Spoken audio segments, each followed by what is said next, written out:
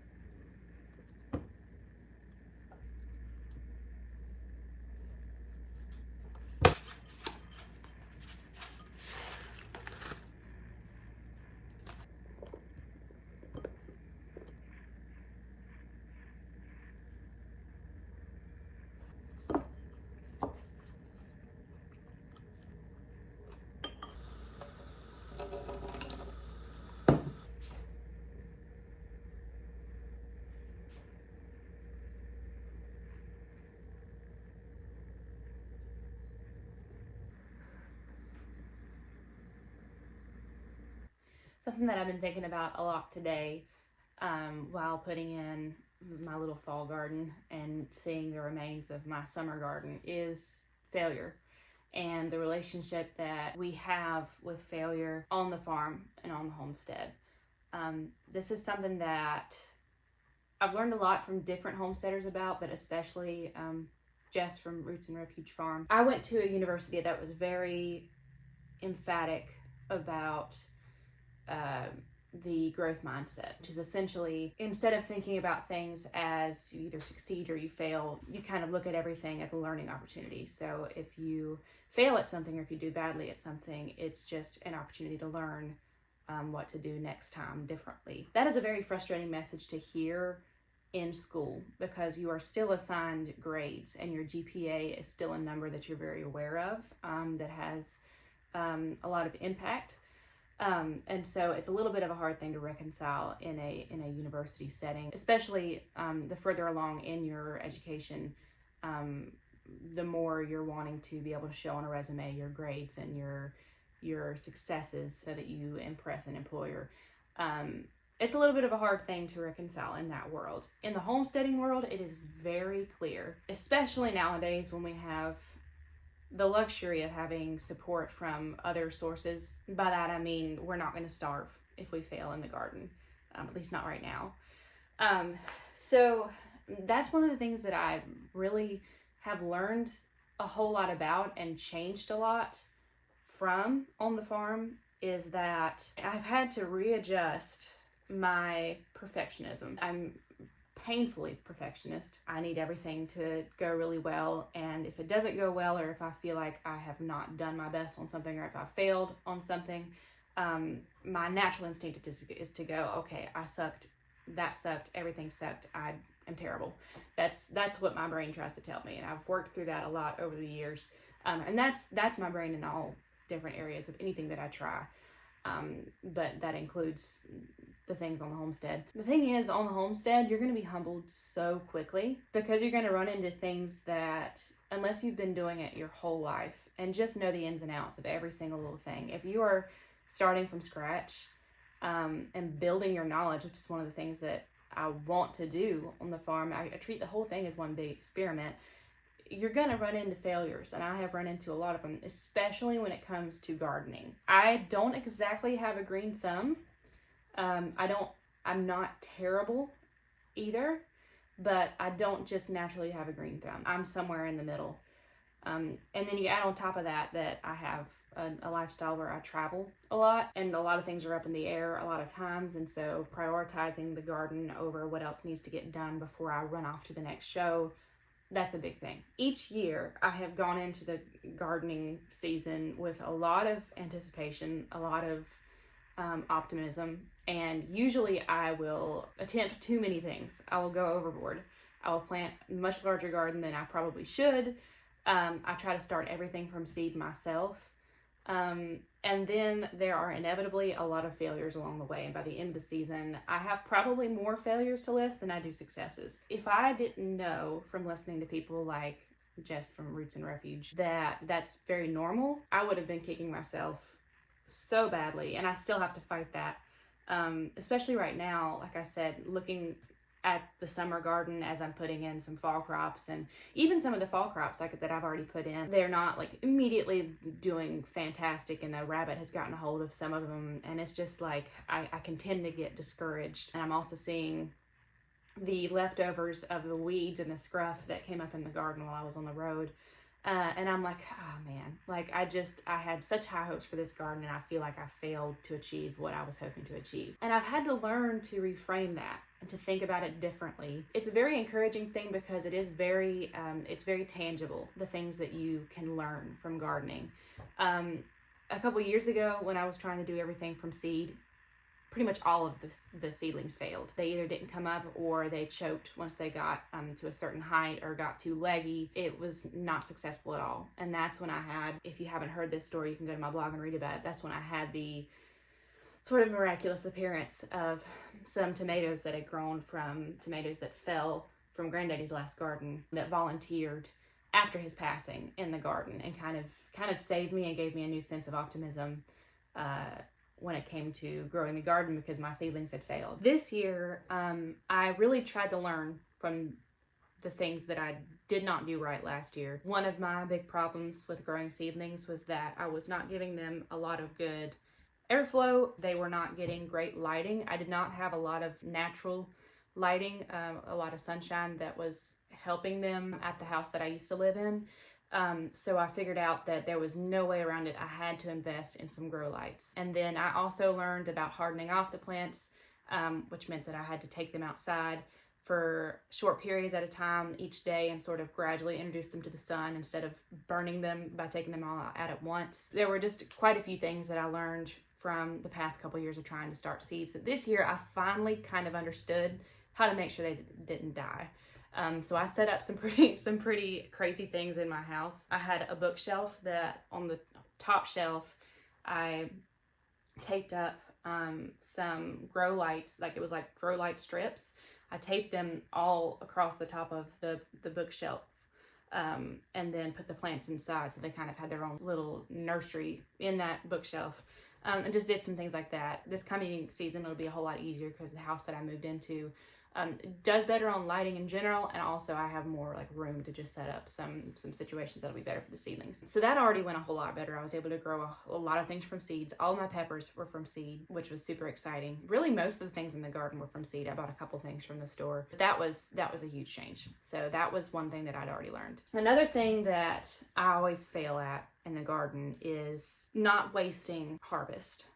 I have a tendency to, because I have other things keeping me busy, I'll bring in the harvest. It's a whole other project after you've grown these vegetables and fruits to, once you brought them in, what do you do with them now? I have thrown away an embarrassing amount of food over the past couple years because it's gone rotten. It's gone bad before I've had a chance to do anything with it. So I've learned different ways to fight that waste because it hurts my soul when I waste food and it just feels like a crime. So I have started, at the very least, if I feel like I can't do anything else with it this year, I will freeze it. If I don't have time to do anything else with the fruit or the vegetable, then I'll just freeze it. And that means that takes away a few options. For instance, like with peppers, once you freeze them, they're not going to be as crisp when you get them back out and thaw them out. So it maybe limits some of the things that you might have done with them otherwise. But they still would go great in like omelets and casseroles and all sorts of things. So that's fine. And then I'm going to make a lot of salsas with different peppers that I've picked this year. That's also been a challenge, finding ways that I can work around my schedule and make sure that I don't waste the harvest. And I still wasted some this year. It's particularly like zucchini and yellow squash because they come in so fast. I just wish I'd put them to better use. Another thing that I try to do to combat that is to give away my extra produce. So I've given away peppers. Josh's family, they really like hot peppers, so I've given them some. I sent some okra home with my mom. Okra, though, is something that makes me cringe right now because I do feel like I've wasted my okra. Not entirely. If nothing else, I will get to do a lot of seed saving from it this year. But I've got these big, tall, beautiful, healthy okra plants. But somehow I keep on missing when they're at their ideal, like tenderness, when they're at just the right size. And when I go down there, they're like this big and tough and not edible anymore. So that's been really frustrating. I pick whatever little ones there are there, which is like just a couple, and you can't really think of making a dish with just like a couple okra. And then you're like, okay, I'm going to catch the next round when they're just the right size. And then I'd go on a week-long tour and come back and I've missed them again and they're this big again. I don't know what I'll end up doing about that next year. Might have somebody pick them for me while I'm gone, or I'll figure out something, but I'm gonna have to figure out a workaround. Or it may just be that okra is not my thing to grow because it's a harder one to keep track of. The same can be true for cucumbers too. I lost a lot of cucumbers this year because they got too big and too bitter. Because the ripening time is so fast, especially once you have a rain. As soon as it rains, you can have a cucumber that's totally not ready, and like the next day it's like too big. It's really fast. Those are the things that I'm gonna have to consider. And then the biggest takeaway this year is that I truly learned that an in-ground garden is really not for me. And that is because I am not home enough to maintain the weeds, to keep the weeds down. At least in my area where I'm from. And this is with soil that is kind of a bit of a wasteland. I'm working on building it, but still, in this soil, even with its issues, the weeds are absolutely incredibly aggressive as soon as you get into the hot months. And even leading up to that, I mean, I remember planting things and having weeded, and it just been mostly just soil that I was working with, and it looked beautiful, and you could see the contrast between the things I had planted and the dark soil, and it was beautiful. And then, like, you know, a week later, you can't distinguish your plant, your little tiny plant that you put in the ground, from the weeds that have come up around it. I know weeds aren't totally taken care of by doing raised garden beds. There's definitely fewer of them, and from what I've heard, it's easier to weed because the soil is more aerated, it's looser, so you can weed more easily. So that's something that I'm planning for next year, is building raised garden beds, and that's a process that I can do over the winter so that I'm not surprised by planting season when it comes up next year. So that's a huge thing that I've learned too. But all these things are I can still sit here even when I'm saying these things. I don't really like to say a lot of this out loud because it's embarrassing. It's like I had such high hopes for it at the beginning of the year. I made a beautiful video in here of me and Josh planting okra, and it was like, it looks kind of like we know what we were doing. I really want to be very open about the fact that the stuff that I'm doing on the farm, I'm new to a lot of it. There's some of it that I've never done before, and there's some of it that I've had experience with to a certain extent, but it is very exciting to me when I am able to say at the end of a season or at the end of a new project, I have at least tried that and interacted with that thing now, because that means that it's not strange to me anymore. It's not foreign. I have some experience with it, and now I know, if nothing else, what not to do. So that's where I'm at. I'm looking back at a gardening season that was better than last year, because my peppers, even though a lot of other things got choked out by weeds, my peppers, this is another thing I learned, the peppers are the ones I got to the best with the pine needles, and was able to put pine needles in there with them and kind of choke out some of the weeds and isolate the pepper plants. They still got attacked by weeds, but not as bad as some of the other plants, and the peppers thrived. And it's been hard for me to grow peppers in the past, and I've always been strangely fascinated with it. I just like how colorful they are and all the different varieties, and I love the way they taste too. They've done awesome, and that's been primarily what I've picked. And now I'm in the state of, I have a lot of them frozen, I have a lot of them in my fridge, and now it's like, what do I do with them now? I realize that it's a luxury, that it's not making or breaking it, whether I succeed at this or not. It's all in the learning process. I'm not going to starve because I do have a grocery store down the road. But the goal is to learn and get those mistakes out of the way now, so that in the future I have a more reliable harvest coming in, with the goal of achieving some level of self-sustainability with food, as all of us are kind of shooting for in homesteading. And that's my little speech that I'm giving myself today. It's okay that I failed. It doesn't mean that I wasted my time, because in those failures I learned a lot of lessons, and if I look at it creatively, if I look at it strategically, then I can problem solve my way to learning something new, as opposed to just seeing, oh, I wasted this summer because I lost a lot of plants. I also have to give myself credit, because there are things that absolutely flourished for me that have never really flourished for me before. And then I learned about a couple things that I know I want to grow again that I'd never grown before, and that was really exciting too. So even if I didn't get a huge harvest from them this year, I know that they're worth my time now to try again next year. Failing on a homestead is an art in and of itself, and if you approach it the right way, those failures are just as helpful as the success stories. Thank you for spending some time with me today. I'm going to try to keep on putting up some more homesteading videos, and as always, there'll be music incoming as well. I hope you have a good rest of your day.